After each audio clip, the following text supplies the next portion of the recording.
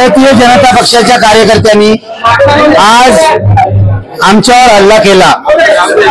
गाडीमध्ये मी, असीम सरोदे, विश्वमर चौधरी आणि श्रेया ही होती आणि वैभव हे आमची गाडी ड्राईव्ह करत होते।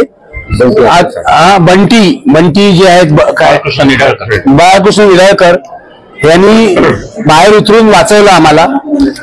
पोलिसांनी आम्हाला 4 तास ऑलमोस्ट डिटेन्शन मध्ये ठेवलं। ते घरामध्ये जी नजरकैद असते असे होते। पोलीस आम्हाला जाऊ देत नव्हते तिथून बाहेर।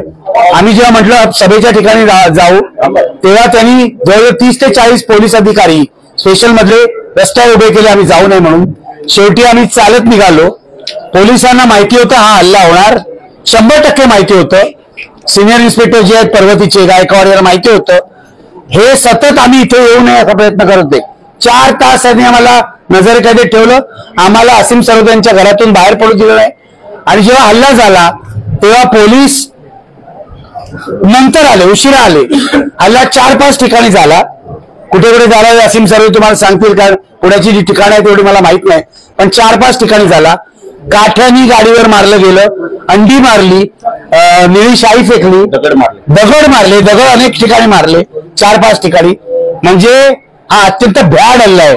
मी हल्लेखोरांना सांगू इच्छितो की आम्ही यांनी अजिबात घाबरलेलं नाही। लोकशाही वाचवण्यासाठी जीव गेला तरी हरकत नाही, पण अत्यंत भ्याड हल्ला आहे। आणि भारतीय जनता पक्षाच्या गुंडाकडे काहीही उत्तर द्यायला नाही आमच्या टीकेला। आम्ही सभ्य भाषेत टीका करतो, रोज बोलतो। देवेंद्र फडणवीस गृहमंत्री आहेत। मला असं वाटतं की एका महाराष्ट्रातल्या जवळजवळ 45 वर्ष पत्रकारितेत घालवलेल्या पत्रकारावर आणि ज्येष्ठ कार्यकर्त्यांवर निर्णय बनवचा असा हल्ला होणं हे शर्मेची गोष्ट आहे। देवेंद्र फडणवीस यांना थोडी जरी शरम असेल तर त्यांनी राजीनामा द्यायला हवा। जीवघेणा हल्ला होता, आम्ही मरणातून वाचलेलो आहोत।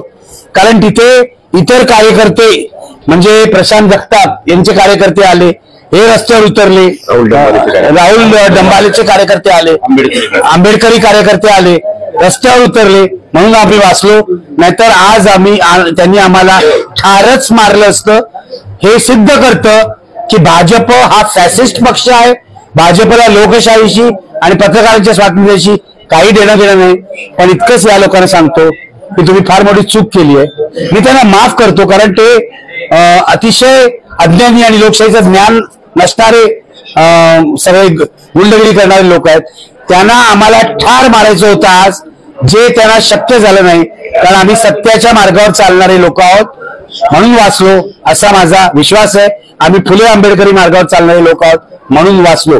पण हा जीवघेणा हल्ला होता, आम्ही वाचलो। आणि वाचलो तर एक इथे सांगतो की यापुढे सुद्धा फॅसिझमचा मुकाबला आम्ही तेवढ्याच निर्धाराने करू।